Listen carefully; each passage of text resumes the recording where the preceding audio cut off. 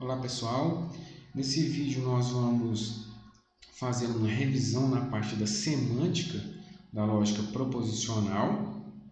A apresentação está disponível na nossa página acadêmica, os slides.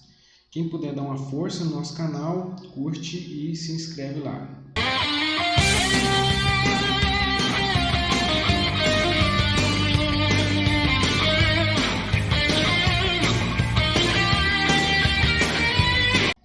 Nós já vimos a parte de sintaxe da lógica proposicional, que são as regras de como escrever fórmulas, da lógica proposicional.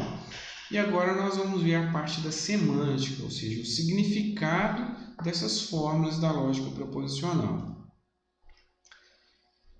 A lógica proposicional, para a gente atribuir valores, nas fórmulas, a gente usa os valores de verdade, verdadeiro e falso, que o verdadeiro pode ser representado por por T de true em inglês, V de verdadeiro, e o falso pode ser representado por 0 ou por F de falso. Nós vamos adotar o padrão 1 para verdadeiro, 0 para falso, para ter menos confusão com os demais símbolos da lógica proposicional. Então, quando a gente tem um símbolo proposicional, um átomo, ele pode assumir o valor de verdadeiro ou falso. E quando a gente usa os conectivos, cada conectivo vai ter um significado diferente. No caso do não, ele vai inverter o valor. Então, se eu tenho uma fórmula A, que o valor dela é 0, falso, e eu coloco não A, o valor passa a ser verdadeiro. E se o valor de A for 0, falso, e eu coloco não A, o valor passa a ser 1, que é verdadeiro. No caso do conectivo I, o único caso que o I é verdadeiro, se eu tenho uma fórmula A e B, a única possibilidade dessa fórmula ser verdadeiro é somente se o A for verdadeiro e o B for verdadeiro. Caso contrário, o A e B é falso. No caso do OU, é o contrário. Se a única possibilidade de A ou B ser falso é quando o A é 0 e o B também é 0, ou seja, quando os dois são falsos, o OU fica falso. Se não, basta que o A ou o B seja 1 para que o resultado da fórmula seja 1.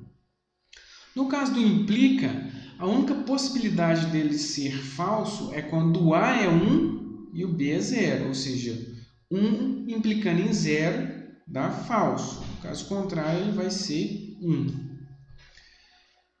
Aqui nós temos uma fórmula que é A igual a P ou não Q implica R e não Q, e nós colocamos alguns valores. O meu P vale 1, o Q vale 0 e o R vale 1. Como que eu vou resolver essa fórmula?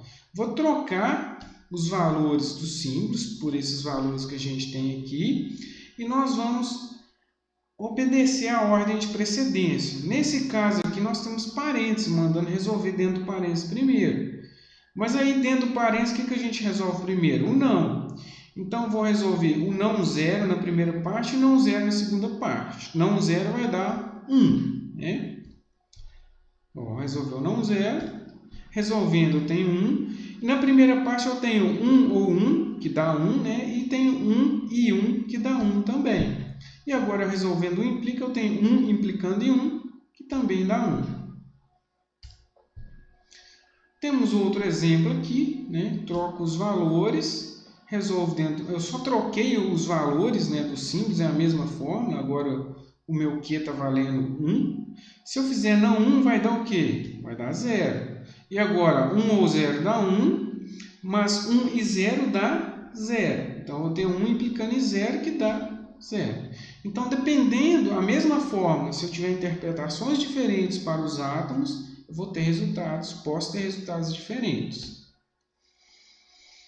Qual que vai ser o número possível de interpretação, então, de uma fórmula? Se cada símbolo tem dois valores possíveis, 0 ou 1, eu vou ter 2 elevado a n, onde n é o número de átomos daquela fórmula.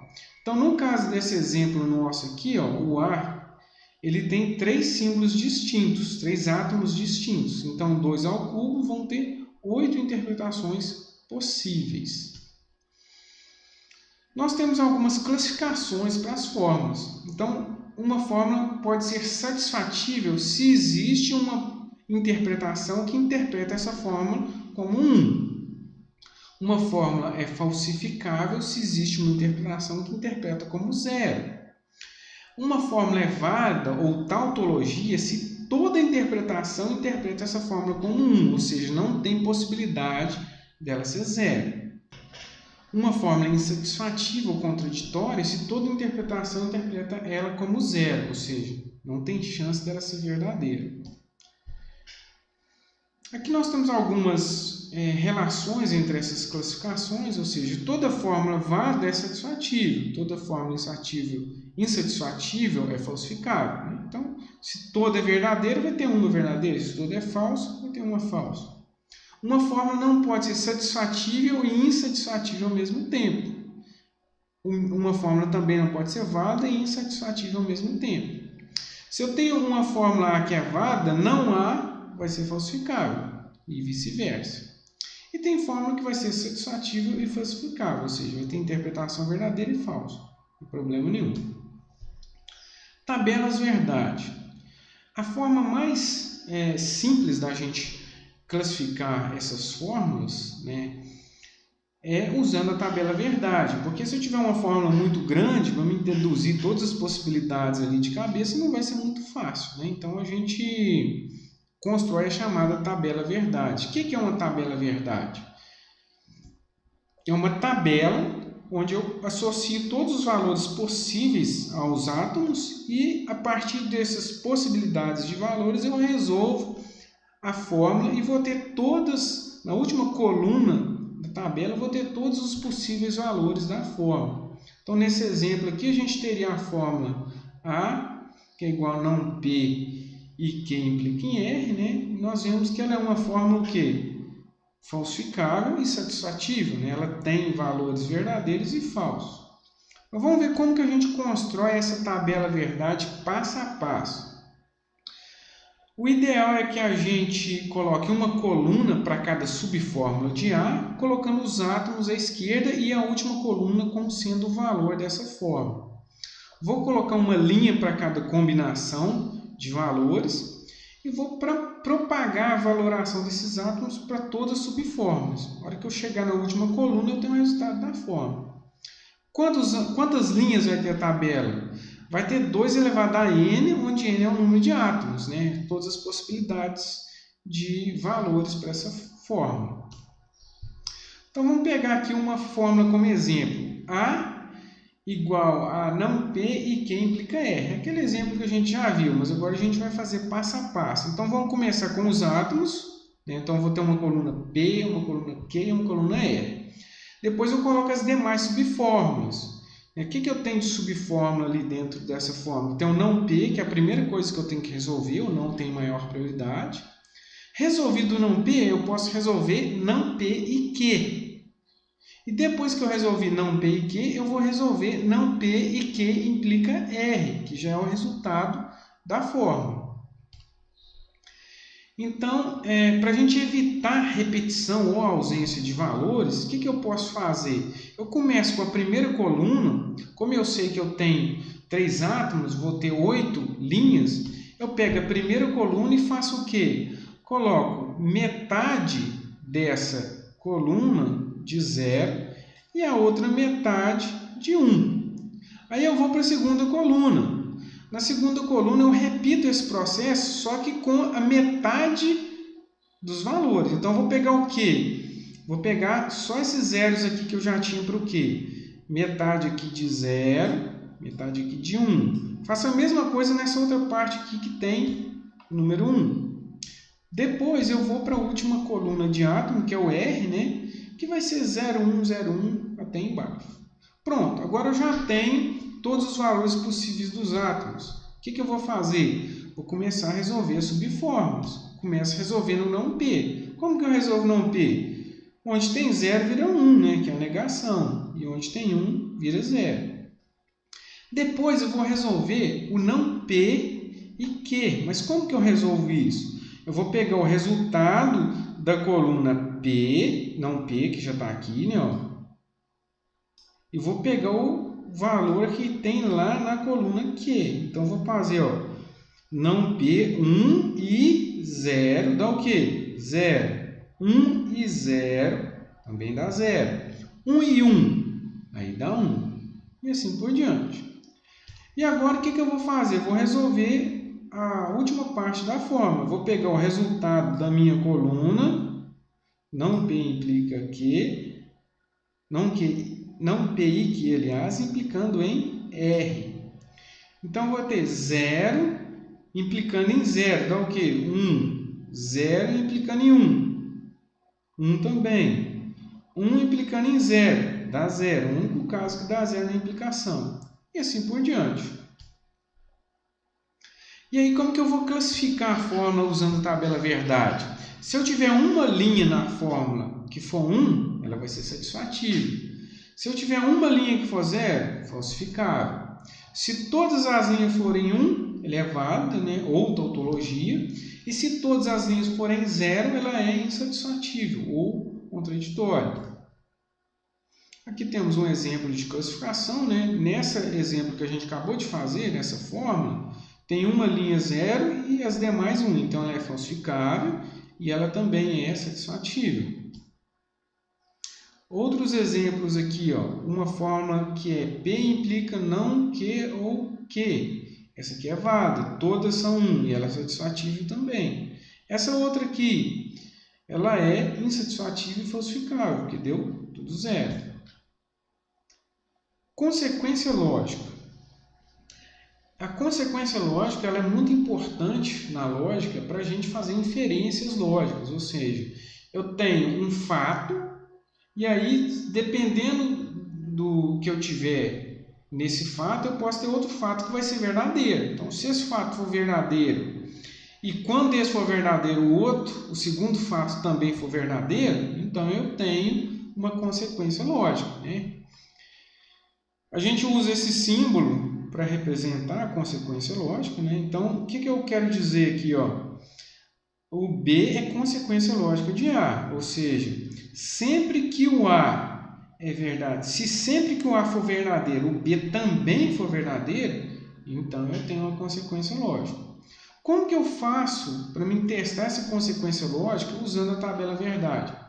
Eu vou construir uma única tabela simultaneamente para as duas formas e aí eu vou comparar todas as linhas dessa tabela verdade. Se toda vez que a linha de A for 1, a linha de B também for 1, então é uma consequência lógica. Vamos ver um exemplo aqui, ó. Eu tenho a minha fórmula A, que é P ou Q implica R, e tem uma fórmula B, que é P implica Q.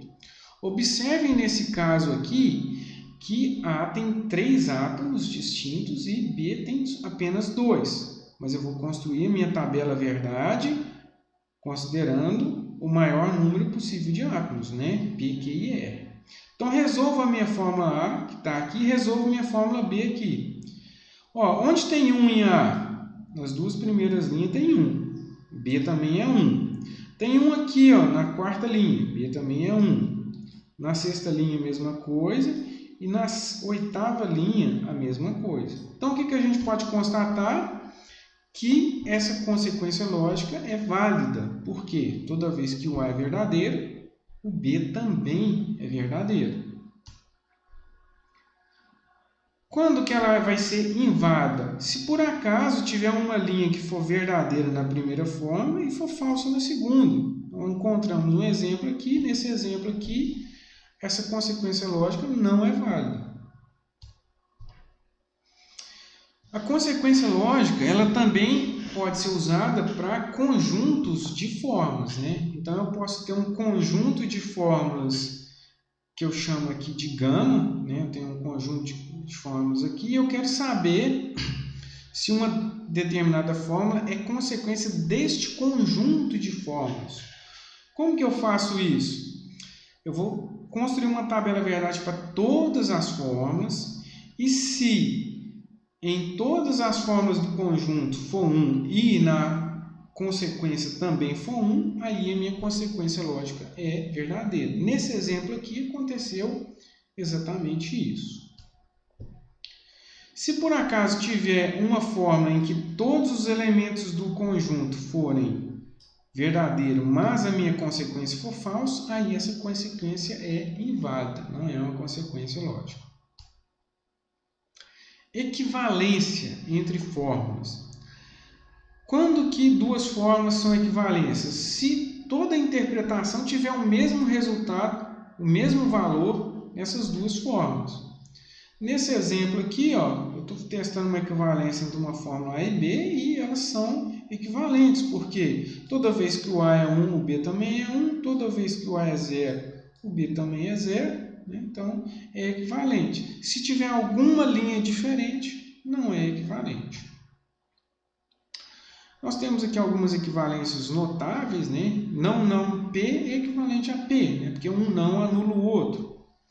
Aqui temos uma equivalência entre o implica e o ou com não. Temos algumas equivalências aqui de associatividade. As equivalências de De Morgan aqui, né? Que o não inverte o conectivo ou para o i e eu nego os dois termos. E, além disso, né, como existe essa questão de equivalência, a lógica proposicional ela pode ser definida, né, a minha linguagem pode ser redefinida usando apenas alguns conectivos, né? Então, aqui eu tenho uma equivalência entre o ou e o i, tem uma equivalência entre o implica e o i. Então, eu posso redefinir a minha linguagem usando apenas o não e o i, né? Dá para a gente fazer isso.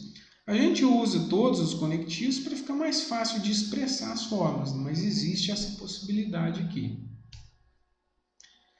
O conectivo de bimplicação, a gente até falou lá na parte de sintaxe, que alguns autores usam ele, né? Como que ele é definido? Ele é uma equivalência com essa fórmula aqui, ó. Então, A bimplicação B, ou A se somente se B, é equivalente a A implica B e B implica A. E aqui nossas referências. E a gente encerra mais esse conteúdo e se encontra no próximo vídeo. Lembrando, quem puder, se inscreve no nosso canal e dá um joinha lá no vídeo. Até mais, pessoal!